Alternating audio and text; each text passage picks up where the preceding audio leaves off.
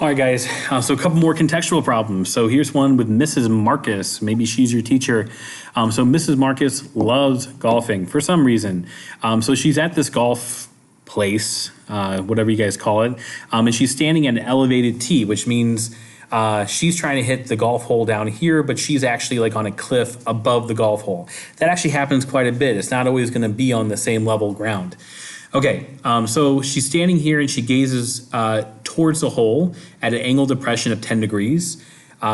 She wants, and we know that we're 185 yards away from the hole. So she wants to know how much higher is a tee than the hole.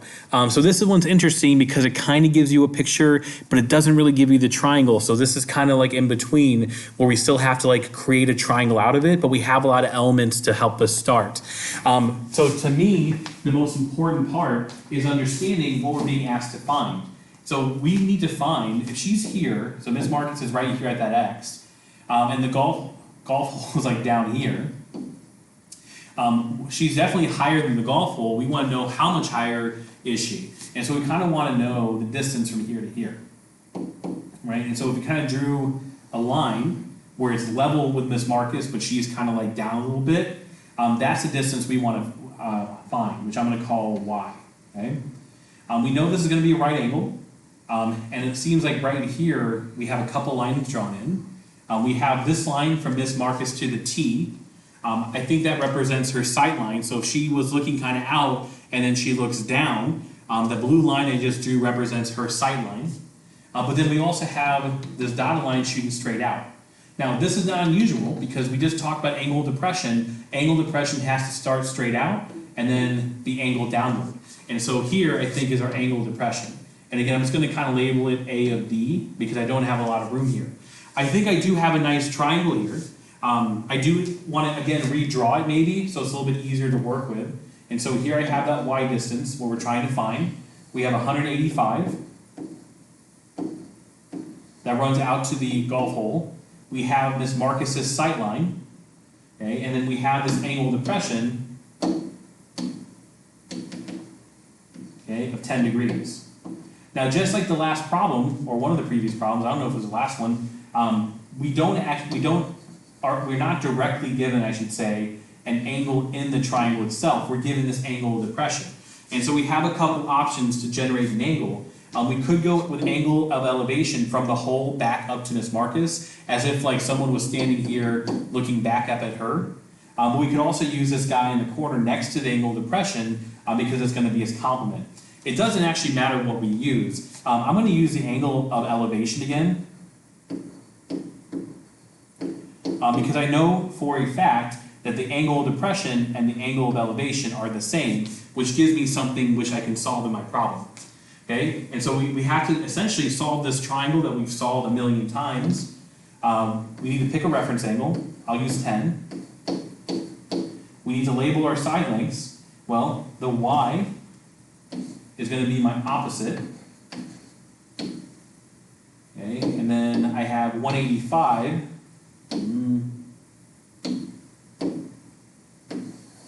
Okay, which is going to be my adjacent.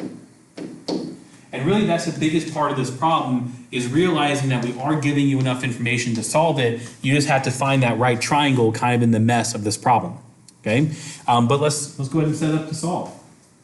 So we need to set a ratio. I need to find the opposite of giving the adjacent. So opposite over adjacent should be the same as another. Oh, geez.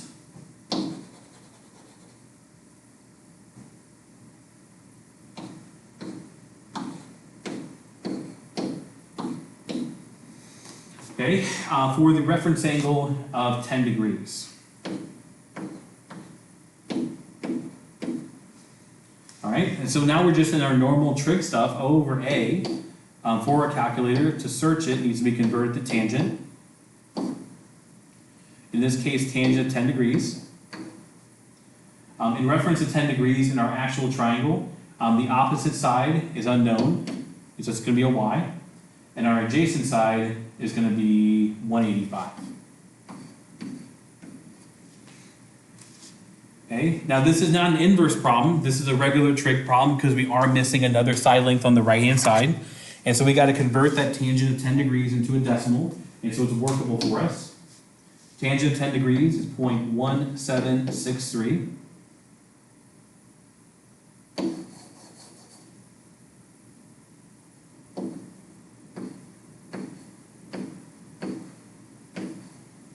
Okay, which we'll put over 1 so we can do some cross multiplying. All right.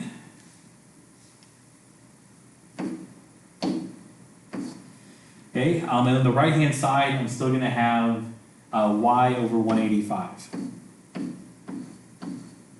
Okay, so here again, we can do some cross multiplying, but ultimately, our value for y, so how much taller, how much farther up from the t is Miss Marcus? She is 32.620 feet, which is actually pretty substantial. That's about 3 stories. That's like standing on top of like a downtown building. That's how much taller she is in the T. That's pretty good. Okay, so just like all other problems, we got to find that modeling right triangle, import some information so it looks very familiar, and then we can work it with trig. Okay, let's talk about this guy. Mr. Hancock. All right. So Mr. Hancock loves building ramps, which is true. He's actually really good at building. He used to teach and probably will next year, geometry and construction class, in which you guys actually build a tiny house, which is really cool. So anyway, he's building a ramp. Currently he's building one that has a length of 16 feet and a vertical rise of 125 feet. According to the law of building ramps, because there actually is laws about how you build ramps, the angle elevation of the ramp must not be too steep. In fact, no bigger than 4.78 degrees. Otherwise, it's just going to be dangerous. And so, is the ramp that Mr. Hancock built okay? Well, we have this picture that they gave us, but it's very busy, and it actually like is already labeled a bunch of stuff. And so I think I'm going to start just by drawing a new right triangle, and I'm going to label it with the information that I have been provided, and then like this picture should help me figure out what goes where. Okay? It has a vertical length of 16 feet. Okay? Well, vertical length should be the length of the ramp. So vertical length of 16 feet should be the length of the ramp. Let me color code that. Okay, so this should be 16 feet of the ramp itself. And it also has a rise of 1.2 feet. Well, vertical rise is going to be this part. So this is going to be 1.25.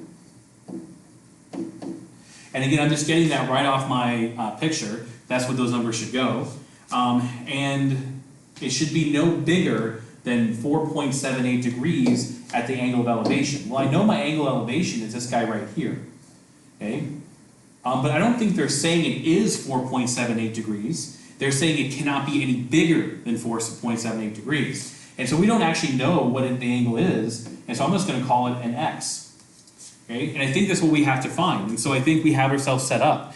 And so if we find the value of x degrees, the angle of elevation, and it's larger than 4.78 degrees, Mr. Hancock did not build a safe ramp. But as long as it's 4.78 degrees or less, he did. So we got to find that value of x. Let's do it. Okay, so reference triangle, actual triangle.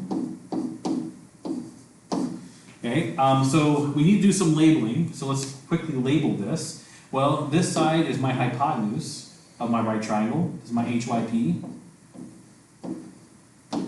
Okay, and the 1.25, well, that's going to be my rise, but it's also going to be my opposite side. Okay, and so I have opposite and hypotenuse to work with. And so O over H for my angle should match O over H with the same angle. In this case, it's going to be this x degrees, which I don't know. Well, right away, if we're going to find the angle, you know we're going to use inverse trig, so get ready for that. Let me give myself a little more room.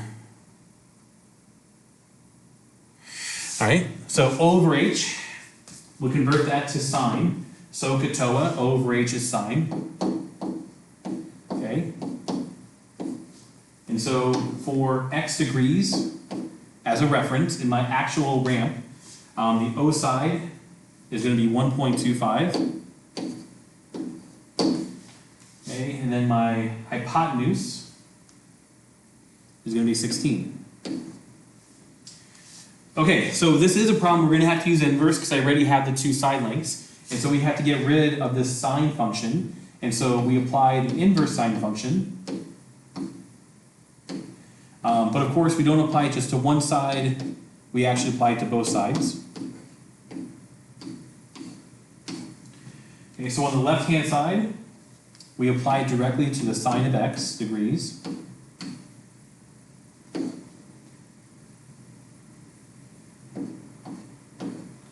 Okay, and on the right-hand side, I apply it to the ratio 1.25.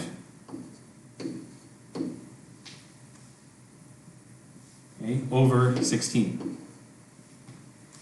Okay, so by rule, the sines of x cancel. And I'm left just with the x degrees I was checking on. And so let's find the inverse sine of 1.25 divided by 16. So make it a decimal first, inverse sine, and I have 4.48 degrees. Okay, now that's not the answer to the question. The question is the ramp that Mr. Hancock built okay? Well, we are told the angle cannot be any larger than 4.78 degrees. It's 4.48 degrees. And so the answer is yep.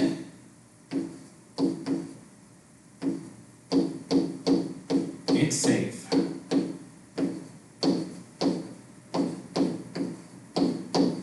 Okay? Which again gives you kind of like a little picture into why these problems are actually so very important. The whole point of trigonometry is to do stuff like this. Now, of course, this is a light version of it, of what you could do as like a professional engineer or a professional design consultant or a professional architect. But this is precisely how it's used in the real world, which makes this problem to me pretty cool. All right, so guys, that's the end of part 2. So we'll start again talking about, looks like people flying a kite, and it looks like they're all back for this problem too. And I'll see you guys in part 3.